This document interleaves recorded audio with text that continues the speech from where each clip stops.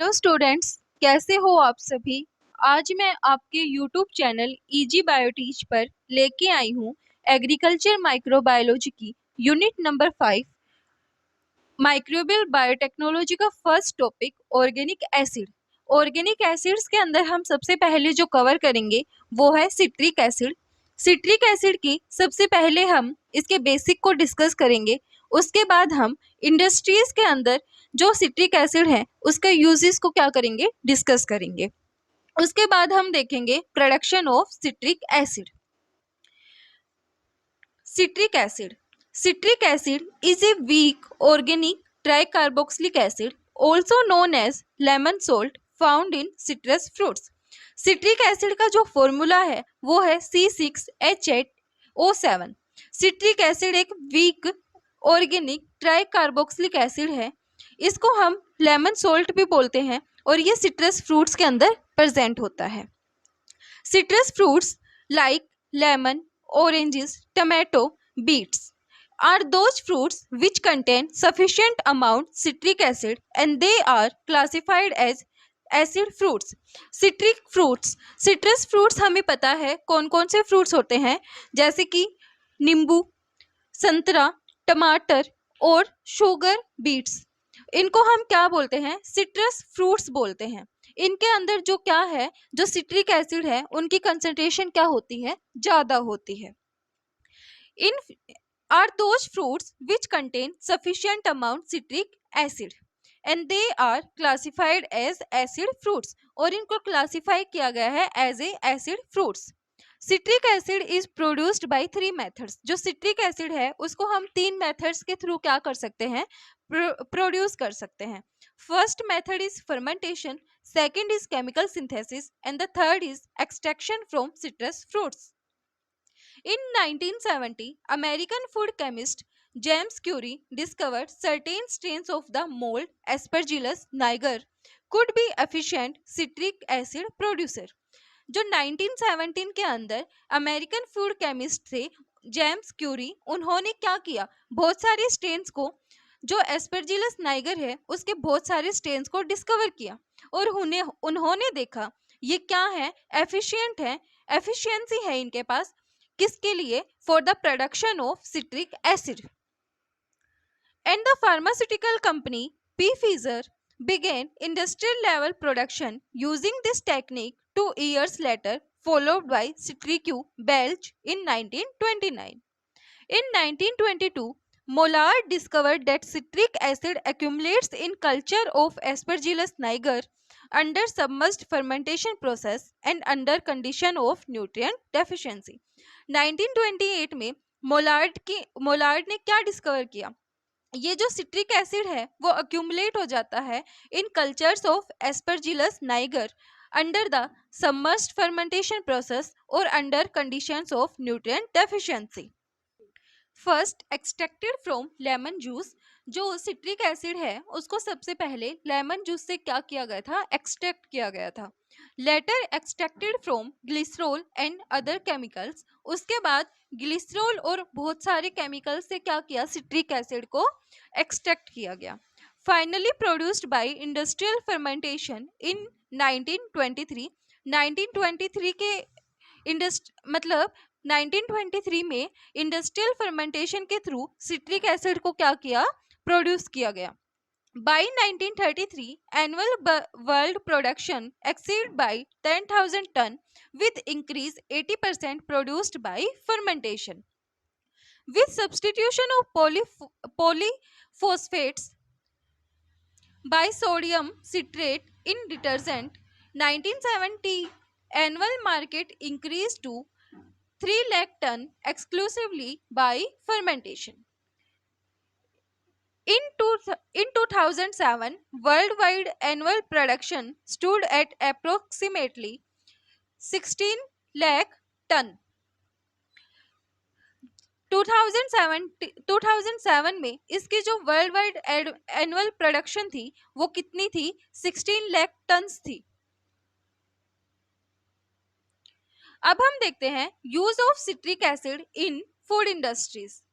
यहाँ पे हमने फूड इंडस्ट्री के प्रोडक्ट्स को लिख रखा है और यहाँ पे हमने यूजेस को लिख रखा है।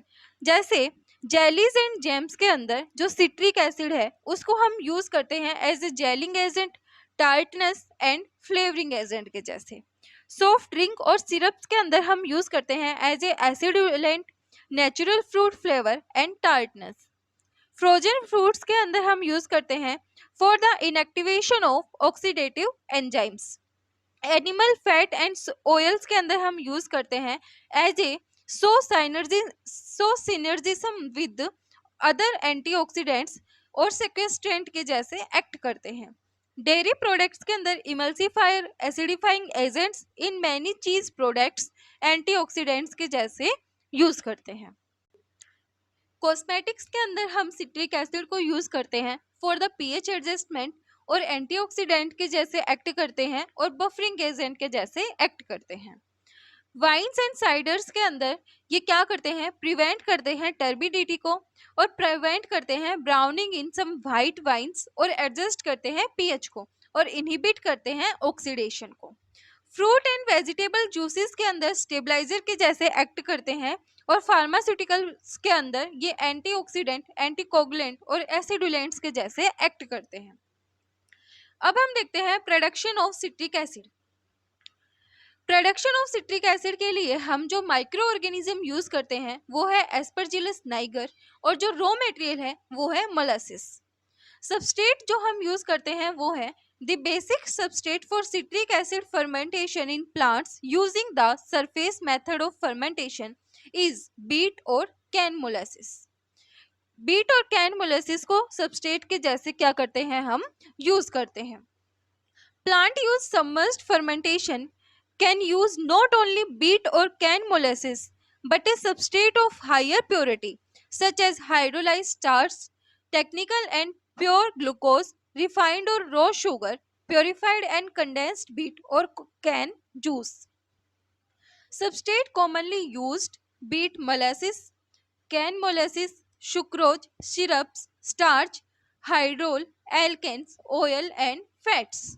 जो कॉमनली यूज सबस्ट्रेट हैं वो हैं beet molasses, cane molasses, sucrose, syrup, starch, hydrol, alkanes, oil and fats. अब हम देखते हैं medium requirements for high production.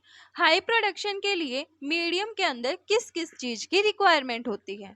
सबसे पहले है कार्बन सोर्स, मोलासिस और sugar solution. Sodium ferrocyanate is added to reduce iron 1.3 parts per million and manganese less than 0.1 parts per million. High dissolved oxygen concentration, high sugar concentration, pH less than 2 और temperature 30 degree Celsius, ये हमें medium के लिए क्या होते हैं, requirement होते हैं। अब हम सिट्रिक एसिड प्रोडक्शन को तीन टाइप से क्या कर सकते हैं, प्रोड्यूस कर सकते हैं। मतलब हम सिट्रिक एसिड को तीन टाइप से प्रोड्यूस कर सकते हैं। वो है, तीन प्रोसेस हैं। फर्स्ट है कोजी प्रोसेस, दैट इज इसको हम सॉलिड स्टेट फर्मेंटेशन भी बोलते हैं।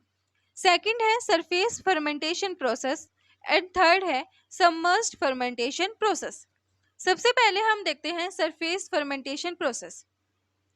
Molasses substrate 15 to 20% of sucrose added nutrients. Molasses का सबस्ट्रेट लेंगे हम, 15 से 20% तक सुक्रोज और न्यूट्रिएंट्स को हम ऐड करेंगे।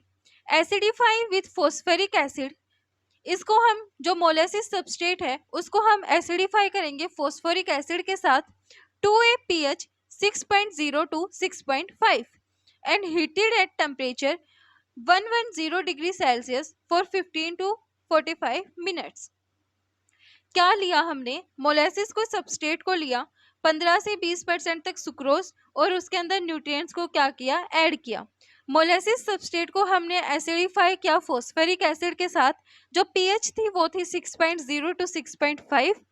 टेम्परेचर हमने लिया 110 डिग्री सेल्सियस तक और कितनी देर तक किया, 15 से 45 मिनट तक किया। उसके बाद हमने potassium hexa cyanoferrate is added to the hot substrate. जो पोटेशियम हेक्सा साइनोफेरेट है उसको हमने ऐड किया हॉट सबस्ट्रेट के अंदर टू प्रेसिपिटेट और कॉम्प्लेक्स ट्रेस मेटल। किनको प्रेसिपिटेट करने के लिए? कॉम्प्लेक्स ट्रेस मेटल्स को, जैसे कि आयरन, मैग्नीज और zinc. And to act in excess as a metabolic inhibitor, restricting growth and promoting acid production। ये जो पोटेशियम हेक्सोसाइनेट साइनोफेरेट है, ये एक्ट करता है मेटाबॉलिक इनहिबिटर के जैसे, और ये क्या करता है? रेस्ट्रिक्ट कर देता है growth and promoting acid production. जो रेस्ट्रिक्ट कर देता है ग्रोथ को और प्रमोट करता है एसिड की प्रोडक्शन को। Inoculation is performed in two ways. जो इनोकुलेशन है वो हम दो वेज के अंदर परफॉर्म करते हैं। As a suspension of conidia added to the cool medium. जो कोनिडिया का जो सस्पेंशन है उसको हम क्या करते हैं, मतलब जो कोनिडिया स्पोर्स हैं उनको हम वाटर के अंदर डिसोल्व कर लेते हैं और कूल मीडियम के अंदर हम क्या करते हैं? ऐड कर देते हैं। और as a dry conidia mixed with sterile air. और जो ड्राई कोनिडिया है, दूसरा जो वे है वो है ड्राई कोनिडिया को हम मिक्स करते हैं स्टाइल एयर के साथ और स्प्रेड कर देते हैं as an aerosol over the trays. Tray के ऊपर हम एज ए एरोसोल के जैसे क्या कर देते हैं? स्प्रेड कर देते हैं। The temperature is keep constant at 30 degree Celsius during the fermentation by means of air current। जो टेम्परेचर है during the fermentation process, ये क्या रहेगा? कांस्टेंट रहेगा at 30 degree Celsius by means of air current. Within 24 hours after inoculation the germinating spores start forming 2 to 3 centimetre cover blanket of mycelium. ये क्या करेंगे? मतलब 24 घंटे के अंदर अंदर जो जर्मिनेटिंग स्पोर्स हैं वो क्या बनाना शुरू कर देंगे? 2 to 3 centimetre cover blanket of mycelium that's are floating on the surface of the substrate. ये क्या करेगा? फ्लोट मतलब तैरेगा किसके ऊपर? सबस्ट्रेट की सरफेस के ऊपर। As a result of the uptake of ammonium ions the pH of the substrate falls to 2.0। यहाँ पे क्या होगा? जो सबस्ट्रेट की पीएच है वो क्या हो जाएगी? फॉल कर जाएगी, मतलब कम हो जाएगी, वो हो जाएगी 2.0 तक, मतलब 2 हो जाएगी। The fully developed mycelium floats as a thick white layer on the nutrient solution. The fermentation process stops after 8 to 14 days। जो fully developed mycelium है वो फ्लोट करेगी as a thick white layer on the nutrient solution, और जो fermentation process है ये stop हो जाएगी 8 से 14 दिन के अंदर। मतलब 8 से 14 दिन के बाद ये फर्मेंटेशन प्रोसेस है ये क्या हो जाएगी? स्टॉप हो जाएगी, रुक जाएगी। Recovery of mycelium to extract citric acid. इसके बाद हम क्या करेंगे? रिकवरी करेंगे माइसीलियम की for the extraction of citric acid. Second जो प्रोसेस है वो है कोजी प्रोसेस। इसी को हम सॉलिड स्टेट फर्मेंटेशन प्रोसेस भी बोलते हैं। First introduced in Japan. Koji process को सबसे पहले जापान के अंदर इंट्रोड्यूस किया गया। इसमें हम जो रॉ मटेरियल्स यूज करते हैं वो हैं apple pomace, sugar cane, beet, molasses, etc। This process does not require the substrate pre-treatment because trace element do not affect citric acid production। इसके अंदर हमें क्या रिक्वायरमेंट नहीं होती? हमें सबस्ट्रेट को प्री ट्रीटमेंट नहीं करना पड़ता, क्योंकि जो ट्रेस एलिमेंट हैं वो क्या नहीं करते? अफेक्ट नहीं करते सिट्रिक एसिड की प्रोडक्शन को। अब हम देखते हैं सॉलिड स्टेट फर्मेंटेशन और koji process. The solid substrate is soaked with water up to 65 to 70% of water content। जो solid substrate है उसको हम क्या कर देंगे? water के साथ soak कर देंगे। After the removal of excess water, the mass undergo a steaming process। जब excess water है, मतलब ज़्यादा water जब remove हो जाएगा तो जो मास है वो किसके अंदर चला जाएगा? स्टीमिंग प्रोसेस के अंदर। Style starch paste is inoculating by spreading Aspergillus niger conidia in the form of aerosol और as a liquid conidia suspension on the substrate surface.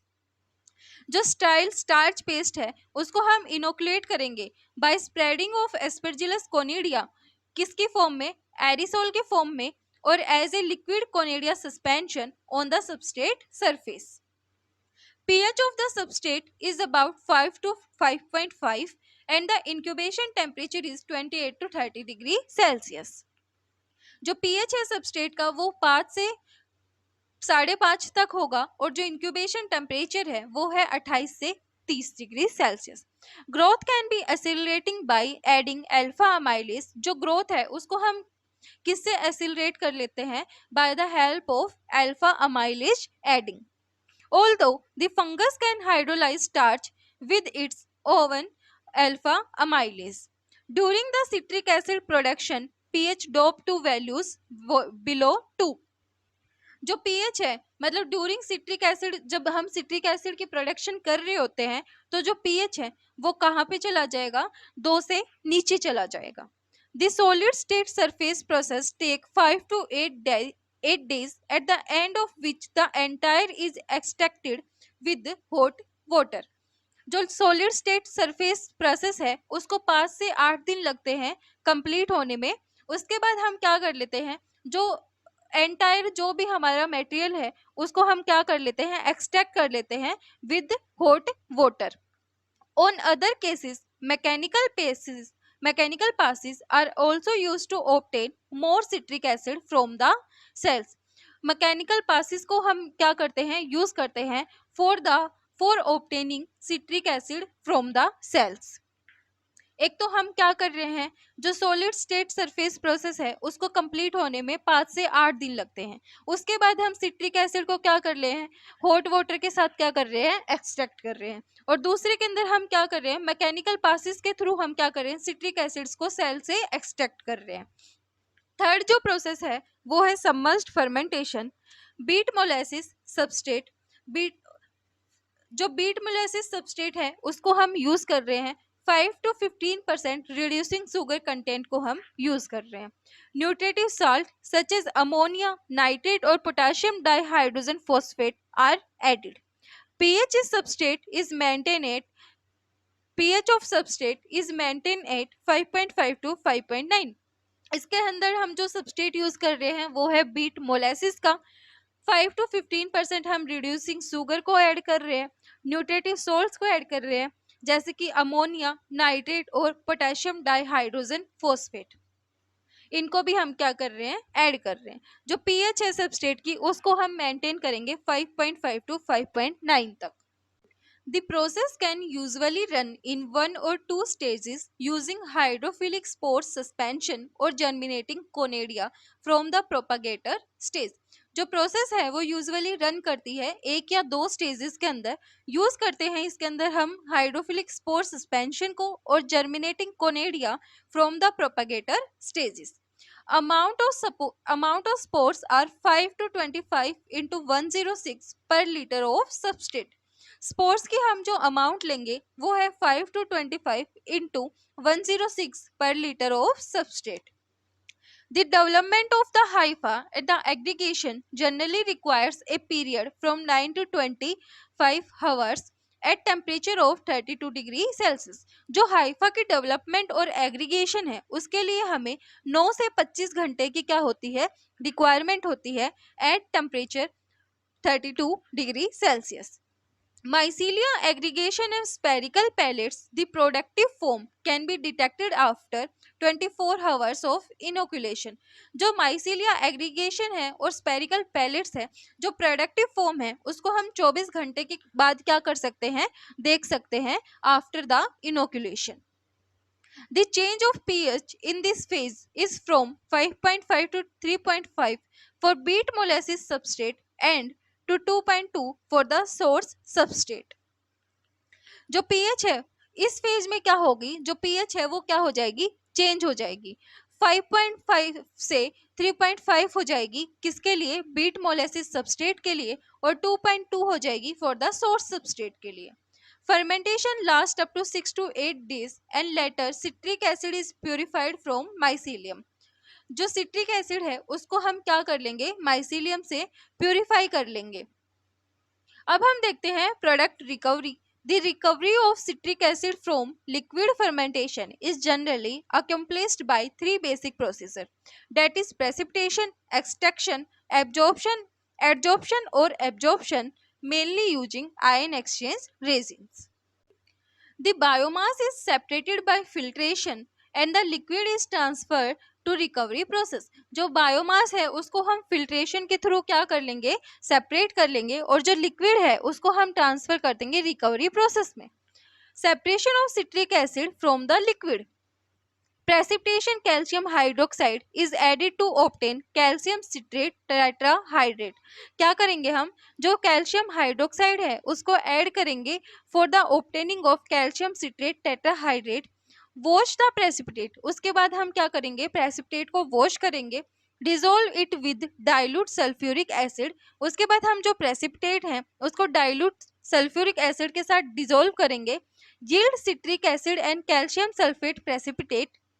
Bleach and crystallisation anhydrous and monohydrate citric acid. सबसे पहले क्या होगा, fermentation broth, उसके अंदर हमने क्या की, फिल्ट्रेशन की, फिर हमने by the help of calcium oxide precipitation की, by the help of sulphuric acid हमने डिसोल्यूशन की, डिसोल्यूशन के बाद हमने प्यूरिफिकेशन की, प्यूरिफिकेशन के अंदर हम आयन, प्यूरिफिकेशन जनरली हम आयन एक्सचेंज कॉलम्स के थ्रू करते हैं, बाद में हमने क्रिस्टलाइजेशन किया, और फिर हमने साइविंग की, साइविंग के थ्रू हमें क्या मिला, सिट्रिक एसिड प्रोडक्ट्स मिला।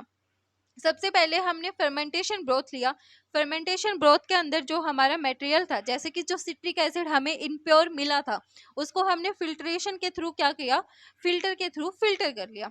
उसके बाद हमने प्रेसिपिटेट बनाई, मतलब प्रेसिपिटेशन की उसकी कैल्शियम ऑक्साइड के थ्रू, फिर हमने उसको सल्फ्यूरिक एसिड के bye the help of sulphuric acid उसको डिसोल्यूशन किया, डिसोल्यूशन के बाद हमने उसको प्यूरिफिकेशन किया, फिर उसको हमने क्रिस्टलाइजेशन किया, और फिर हमने उसकी साइविंग की। प्यूरिफिकेशन हम क्यों करते हैं, जो इम्प्योर फॉर्म है उसको प्योर फॉर्म में कवर करने के लिए, मतलब कन्वर्ट करने के लिए हम उसका प्यूरिफिकेशन करते हैं। ये थी हमारी रिकवरी ऑफ सिट्रिक एसिड। अब हम देखते हैं overall overview of citric acid production. Aspergillus niger strain extract. सबसे पहले हम जो एस्परजिलस नाइगर है उसके स्टेन को एक्सट्रैक्ट करेंगे। Inoculation in fermented tank plus nutrient medium. Inoculation करेंगे फर्मेंटेड टैंक के अंदर, और जो न्यूट्रिएंट मीडियम है उनको ऐड करेंगे। ऑक्सीजन को प्रोवाइड करेंगे, मतलब ऑक्सीजन की सप्लाई देंगे। फर्मेंटेड टैंक टेम्परेचर, जो फर्मेंटेड टैंक के जो टेम्परेचर है वो है 27 to 33 degree Celsius for 5 to 7 days. Aspergillus Niger है उनके नंबर क्या हो जाएंगे, इंक्रीज हो जाएंगे। उसके बाद जो हमें सिट्रिक एसिड मिलेगा वो हमें इम्प्योर फॉर्म में मिलेगा। उसके बाद हम क्या करेंगे, इसको प्योर फॉर्म में कन्वर्ट करने के लिए फिल्ट्रेशन करेंगे और प्योरिफिकेशन करेंगे। इसके बाद हमें क्या मिलेगा, सिट्रिक एसिड, जो हमारे लिए यूजफुल होगा। इसके बाद हमें प्योर सिट्रिक एसिड की, इसके बाद हमें जो मिला वो था प्योर सिट्रिक एसिड। आज का हमारा टॉपिक इतना ही था। वीडियो पसंद आए तो लाइक शेयर एंड सब्सक्राइब जरूर करना।